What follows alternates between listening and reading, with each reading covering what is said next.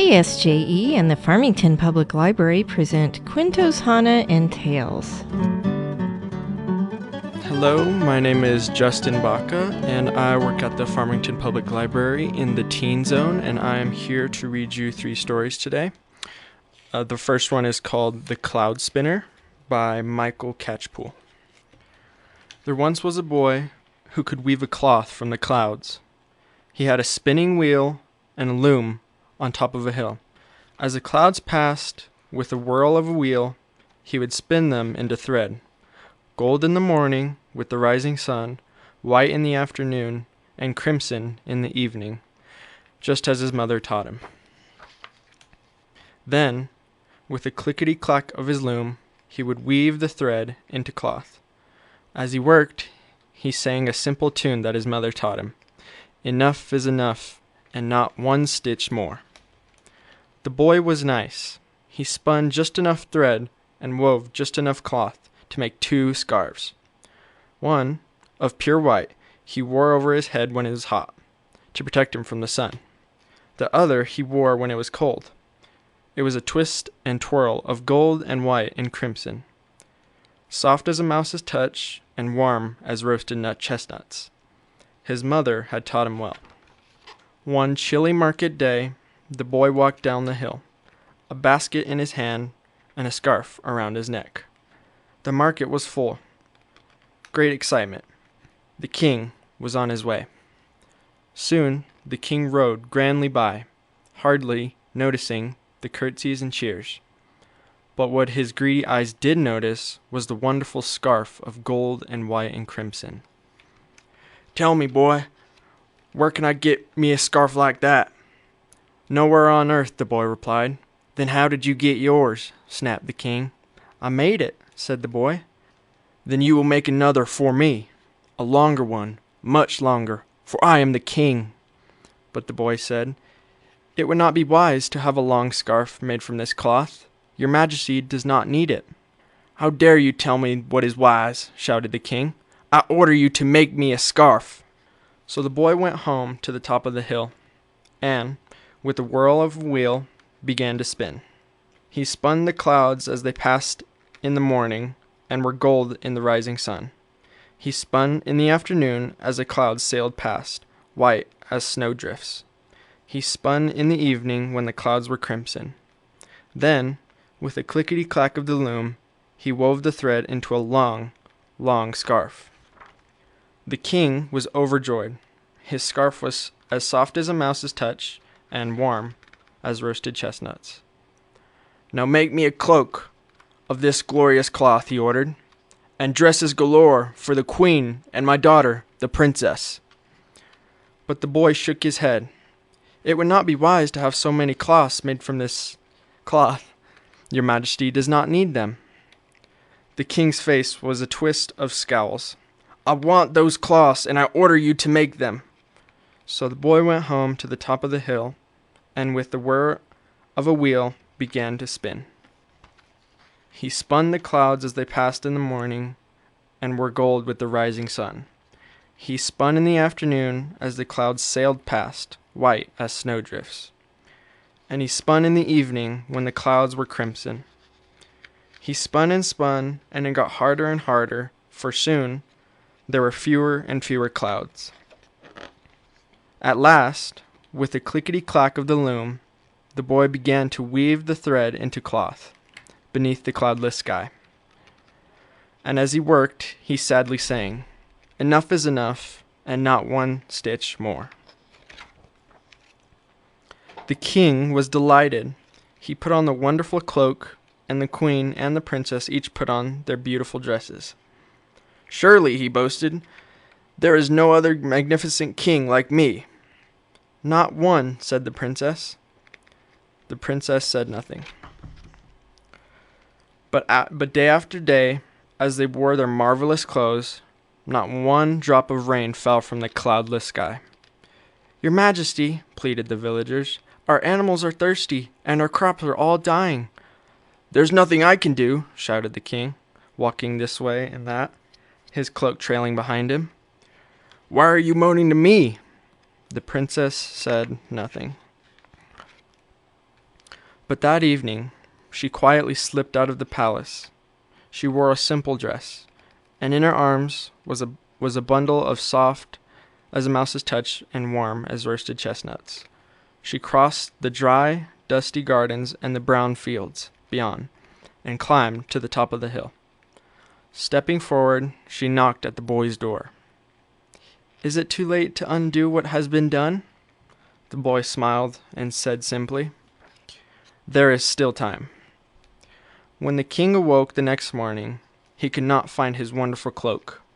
The queen could not find her beautiful dresses. They searched and searched the palace for the clothes that the boy had made, but they were gone. While outside, the villagers danced for joy as the rain began to fall from the clouds in the sky. It rained and rained and rained. The king and the queen looked out and wondered. And the princess, with a smile as bright as the rainbow, stood atop of the hill and sang, "Enough is enough, and not one stitch more." The end. And that was The Cloud Spinner by Michael Catchpool. And the next story I will be reading is Johnny Appleseed, a tale retold by Bill Balcziak and illustrated by Jason Millett. Dreaming of Destiny. In a small house in Massachusetts, a young man lay in bed every night dreaming of adventure. It was the late 1700s, and in the United States was a young country. A whole continent was waiting to be explored. The young man had a feeling that a special destiny awaited him. The young man's name was John Chapman. This is his story. Some of it is really true. Some people thought John Chapman was a little strange. He was tall and skinny with long, tangled brown hair. He sometimes forgot to wear shoes, even in the winter. His clothes never matched.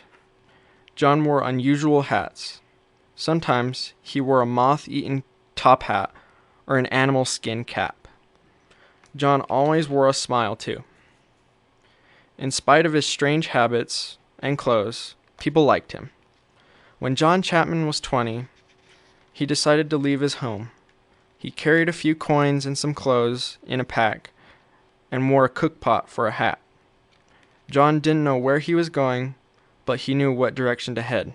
West. He would head west to the wild places. His friends and neighbors said, "John, you're a crazy young man. There's Indians and bears that way." He didn't listen to them, though. He just started walking. It wasn't long before he came to the start of the great forest and the valley of the Hudson River. This was where the towns and farms came to an end. This was where the real West began. Very few people had traveled this far. Young John Chapman knew there was a long journey ahead. There were no maps or signs to point John in the right direction. There weren't even any roads. He followed the Native American trails. He walked among the deer and the beaver, the hawks and the squirrels. He was lost much of the time. Since he didn't have any special place to go, he didn't worry about it. He would walk until he got tired. Then he would find the biggest oak tree in the forest and lay down under it for a nap. John Chapman loved trees. Every tree has its own character, he used to tell people. He said the oaks were the strongest trees. Willows were lazy. They hung gently over streams and rivers, swaying in the wind. Pine trees were the protectors. They made a roof over the animals and plants for the forest floor. He knew a little something about every tree, but his favorite was the apple tree. In fact, it was an apple tree, or rather, a whole orchard of apple trees that saved John Chapman's life. But we're getting ahead of the story. That first autumn of his journey, John Chapman was tired and hungry. The West seemed a million miles away. He was out of food. It was getting cold, and he couldn't find anything to eat. He was growing weaker every day. The young man wandered through the forest, searching for something, anything, to eat. Suddenly, he found himself in a clearing.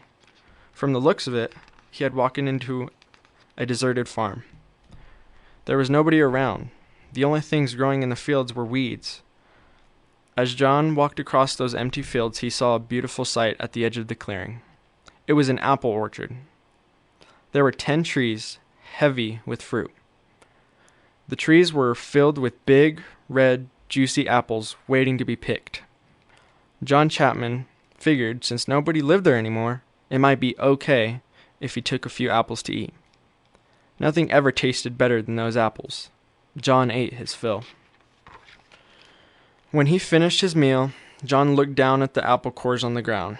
They had fallen from his hand and formed a pattern that looked like an arrow. Oh my!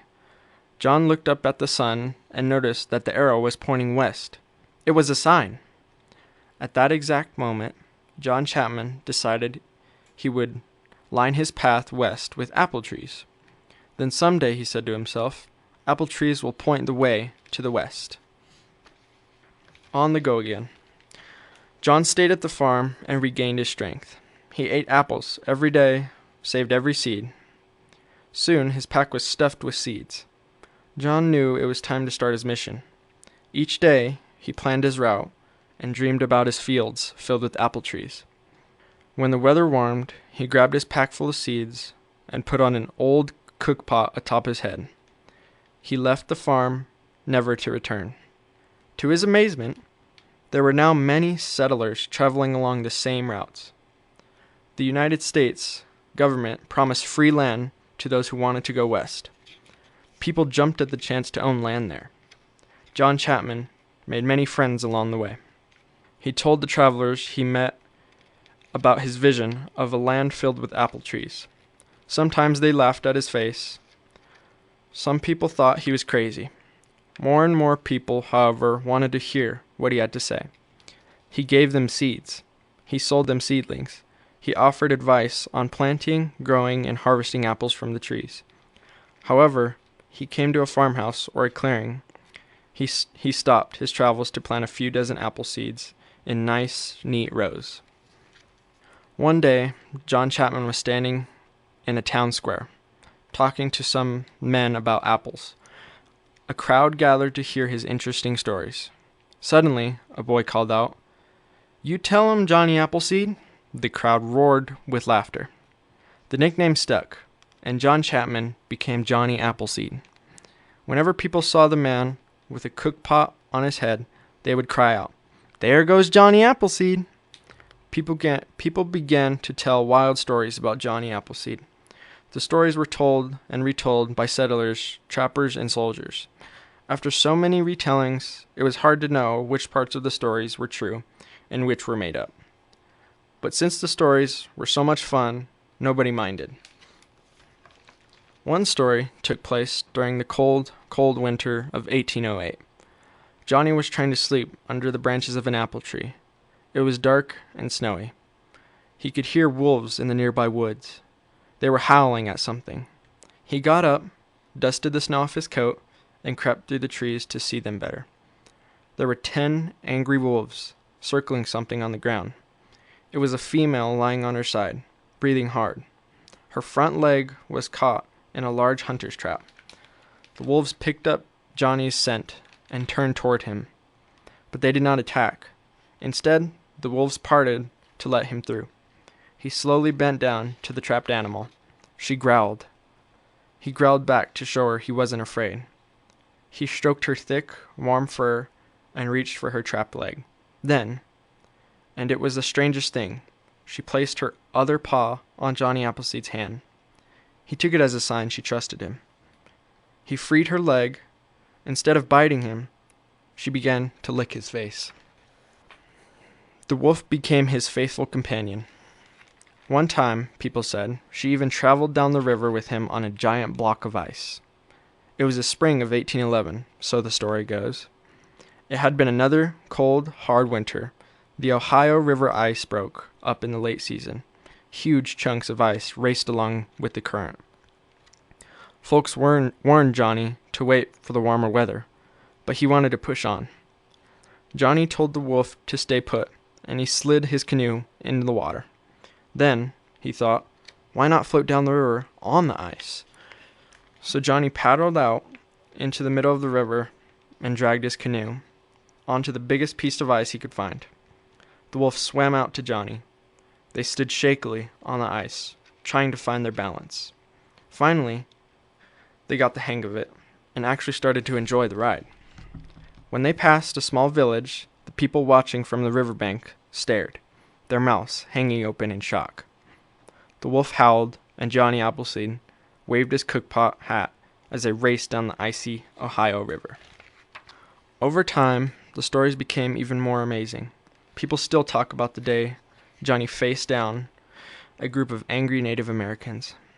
He was helping a family plant an orchard of apple trees. Suddenly, a boy came running up, shouting about an Indian attack. "They're coming for a fight," he cried, pointing towards the woods. Johnny walked toward the trees, hoping he could prevent a battle. As soon as he moved into the woods, he spotted a Native American just ahead. Then another, and another. There were 100 Native Americans facing him. "Hello," he said softly, sticking out his hand. "I am Johnny Appleseed. I am your friend." The Native Americans stared at him. They started to circle. The chief gave Johnny a mean, angry look. He shook his bow at Johnny and reached for an arrow. Then the chief paused. Johnny could see he was trying to decide what to do next. Johnny didn't wait for the answer. He slowly reached into his pack and took out a handful of apple seeds. Johnny tossed them in a circle around himself. The ground sparked where the seeds landed. There was a giant crack as the seeds turned into saplings. Just like that, the saplings grew and grew until they were nearly the size of full-grown apple trees. The branches shook as the trees started to bear fruit. In less than a minute's time, the seeds had exploded into the ground and became full apple trees. The Native Americans ran into the woods, terrified. After a few minutes, they returned. They carefully picked some apples and tasted the fruit. More and more people joined in the feast. Finally, the chief himself came to Johnny and shook his hand. "You are our friend," he said. It turns out those Indians were as hungry as Johnny. They sat together and ate their fill. They were friends from that day on. And that's exactly what might have happened. True tale or tall tale, the legend of Johnny Appleseed is one of America's greatest stories. John Chapman might be gone, but his stories and his trees live on. The end, and that was Johnny Appleseed by Bill Balcziak. And the last story I will be reading is The Tortoise and the Hare by Shannon Denton. One sunny day, a hare sat by a tree. The hare watched a tortoise approach. The tortoise was slow.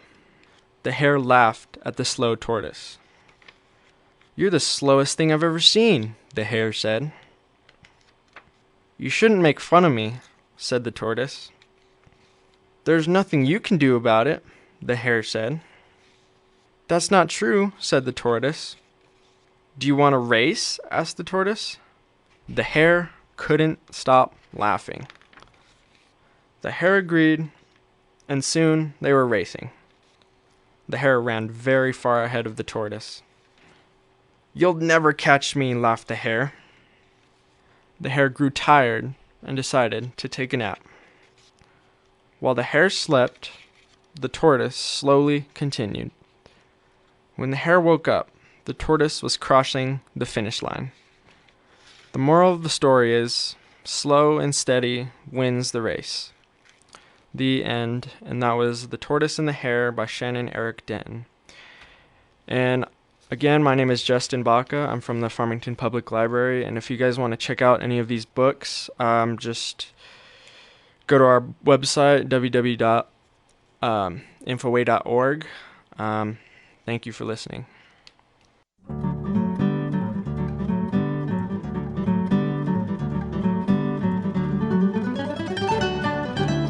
This has been Cuentos Hahne and Tales, presented by the Farmington Public Library and KSJE 90.9 FM.